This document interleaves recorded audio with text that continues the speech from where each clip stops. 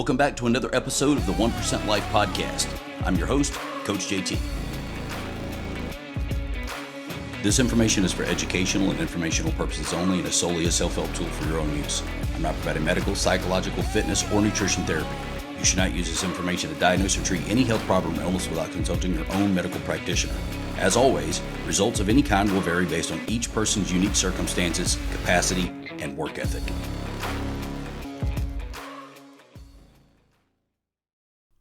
Just this week, I've had people come up to me and ask me about, or maybe say tell me or brag about, different peptides, electrolytes, hydrogen water, the keto diet, the carnivore diet, MOTS-C, GHRP6, different hormones, probably tons of other that I'm forgetting, but it's an average week. Every week, I have people ask about this stuff. It's ongoing, all the time. It's the most common thing I get asked, and sometimes it's a general inquiry, sometimes it's legit curiosity and they want to know.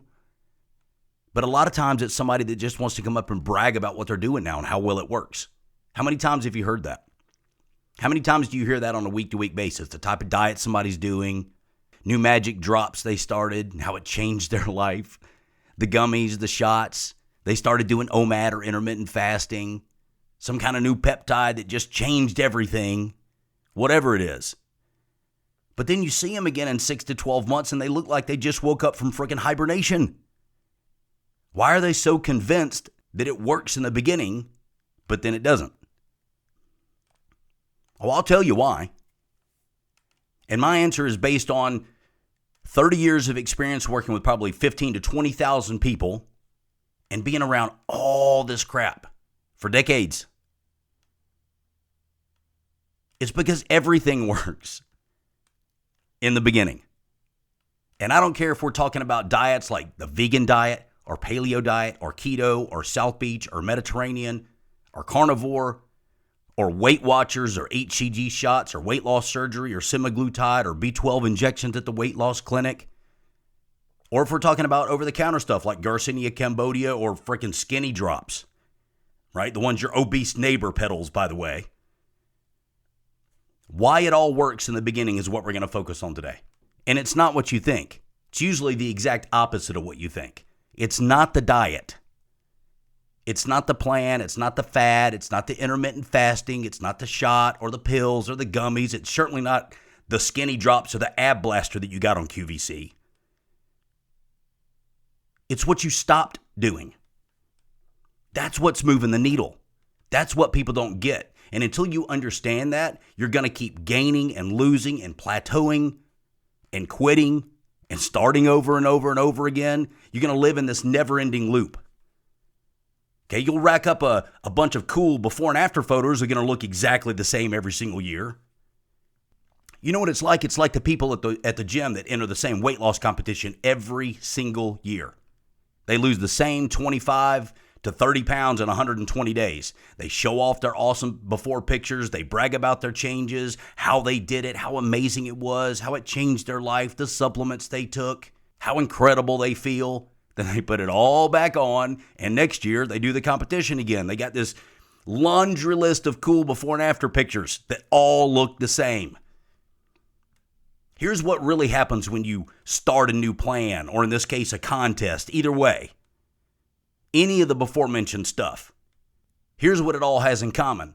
Most people cut the processed garbage, eliminate 75% of the sugar they're eating, stop drinking alcohol or drastically cut it back, start drinking water when they were having a cup a day or drinking diet soda. You get to bed earlier. You start walking 10,000 steps a day because the contest says so, because your friend is, because you're only going to do it for 90 days. Right? You go to the gym 6 days a week instead of once a month. You stop eating fast food every night. You control your portions more. You feel more motivated for the first time because you have a goal. Of course you're going to lose weight. Of course you're going to change. It doesn't matter what else you're doing. It's not because of the supplements. It's not the intermittent fasting or the keto diet or the carnivore diet or the B12 shots or the green tea before bed. It's all the stuff you cut out. It's because what you stopped doing matters 10 times more than what you started doing. Right? That's the illusion that people don't see. Okay, that's why they're convinced that what they're doing is the best thing in the world, because they only do it for the first 60 days before they run into all the issues that they're going to have because it's missing so many components. Or life gets hard, or you get tired, or your husband wants to cheat, or the gym gets boring, or your sleep gets messed up. Okay, you realize you haven't made any permanent changes, or you blame your metabolism or your hormones or your age or the potency of your new batch of drops. Must be something medical. And then you wait, put it all back on, and sign up for the next new shiny scam that comes along, the next new drops, the next new peptide, the next new contest, the next cool program, whatever it is. So the first thing I want to do is I want to look at a few of the popular diets, and I want to explain in detail why they work and why they don't. Now let's start with the vegan diet, the most obvious big choice to me. No animal products, usually low fat, always low protein, low quality when it does have protein, very high in carbs, just by nature. Here's what it gets right. It eliminates a lot of the processed crap. Again, once you stopped, you're going to see this common theme. It does build willpower, right? It's super strict, and then removes most of the fast food and easy, tasty options that people have. Forces you to be strict and specific with the types of food you're eating. That is a good part. But here's what it gets wrong. Major deficiency in essential nutrients, B12, hemiiron, zinc, omega-3s. Very poor protein quality if you're getting it for legumes and soy and things like that especially. Doesn't address calories or macros or meal frequency or macro percentages. They all matter. Doesn't fix your relationship with food. In fact, I would argue that it creates more and worse issues with food long term. All right, now let's swing to the other extreme. Let's talk about the carnivore diet. This is the exact opposite of the vegan diet if you don't know. Only animal products, all meat, no plants, no carbs. High protein, high fat. It's naturally satiating. You feel full. Eliminates about 99% of all the processed garbage. Again, what you stopped.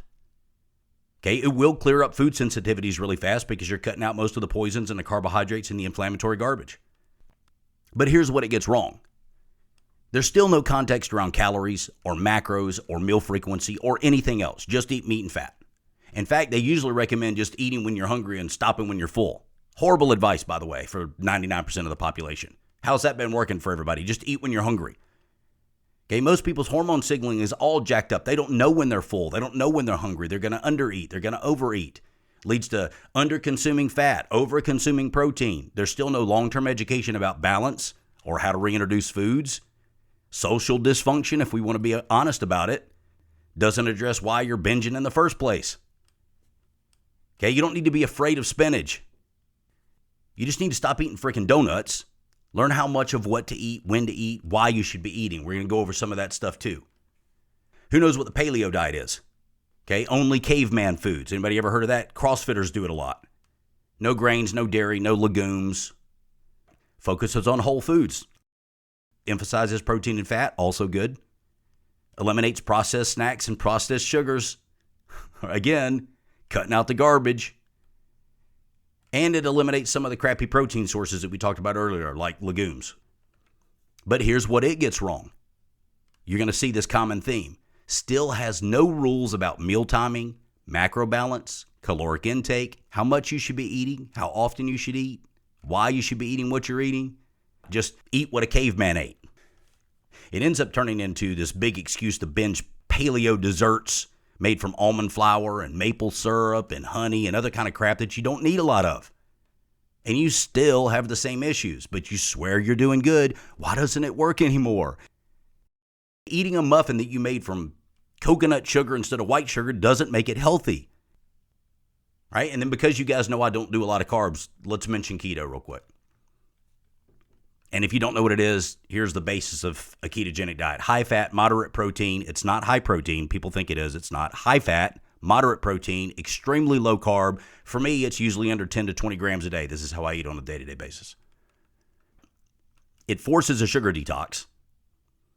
Okay, whether it's from simple sugars or carbohydrates that are turning into sugar. Reduces hunger rapidly, in fact. Stabilizes your blood sugar and your insulin. Promotes mental clarity and energy. Teaches you to stop being scared of fats. Butter and tallow is not bad. Especially if you grew up in my era, everybody's scared to death to eat butter and you should eat Crisco instead. Horrible advice, by the way. It's amazing long term. It's sustainable. There's a lot of variety. Leads to natural fat adaptation if you do it right. And it's great therapeutically, and you can kind of throttle it up and down based on where you want to be at. But it still gets a lot of stuff wrong. The general population, the way they do the keto diet, it's the reason I don't like the term very much. It over-relies on things like fat bombs and bacon and frickin' processed meat and bars and protein chips, all dirty keto crap, stuff I would never eat. It's not healthy. Even if we're talking about shrimp, crab, lobster, mussels, oysters, pork, I don't do all that crap either. It's not healthy, but it's all keto because there's no carbs in it. People overeat calories, overconsume protein, which equals gluconeogenesis. All that extra protein is going to convert to sugar and you're going to have the same issues. Doesn't address meal timing, doesn't address portion control, doesn't address macros. People just think no carbs, it's okay to have. But there's a lot more to it. With all of these, there's a lot more to it. There's also no education or how to transition to maintain without rebounding, and that's the problem that people have. You didn't get fat from carbs. You got fat from too many carbs. You got fat from bad habits. You got fat from laziness and excuses and overeating in general. Carbs played a role. Okay, keto's great, but very few people actually do it right. And then let me mention the Mediterranean diet. It's one I've been hearing kind of circulate back again recently. It's old, but all of these kind of like cycle in 10 to 20 years in popularity. If you don't know what it is, Mediterranean diet, the basis is, let's say olive oil, fish, fruits, veggies, nuts, moderate carbs, even wine in moderation is okay on the Mediterranean diet. The way they eat in the Mediterranean, if you've ever been out to that area of the world, this is how they eat. Balanced whole food approach for the most part. It eliminates a lot of the garbage processed foods. A lot of that's not legal in Europe anyway, by the way. Pretty good about lean protein sources. Okay, some of the ones I don't like. Some of the shellfish and prawn, octopus, pork, they do a lot of that over there. If you don't eat too much, it can be good for inflammation. But again, it doesn't talk about a lot of that stuff. It does promote a healthy lifestyle, move more, less stress. But here's what it gets wrong. They eat way too many carbs. Wine in moderation becomes wine every night, and moderation becomes very subjective over there. Moderation to some people is a bottle.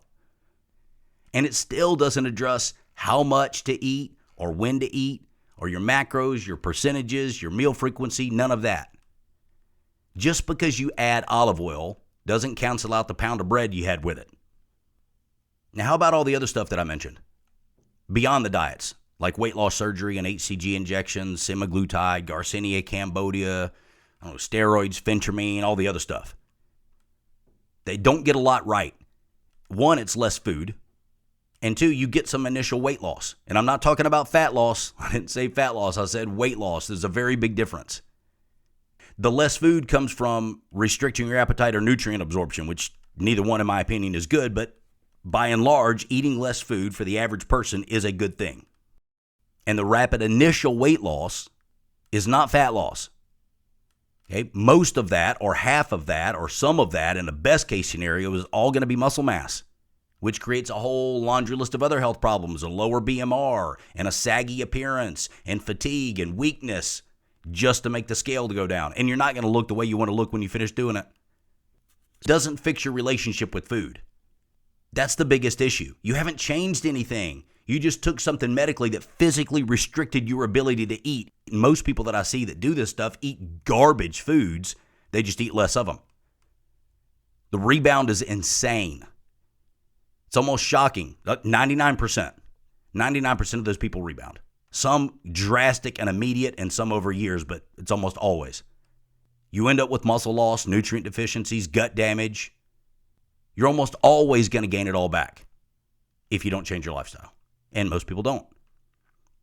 If you get surgery, for instance, it'll shrink your stomach, but it doesn't change your habits. It doesn't change your mindset. It doesn't change your behavior, your knowledge, none of that. I don't know how many hundreds of people I've seen over the decades that I've been doing this, and they all gain their weight back. And they had gut problems and health problems and thyroid problems and muscle loss and fatigue, osteoporosis. We could do this list all day. But they all fit into the broad category. It doesn't matter if we're talking about Weight Watchers or fasting or intermittent fasting or freaking juice cleanses, detox teas, raw food diet, name it what you want.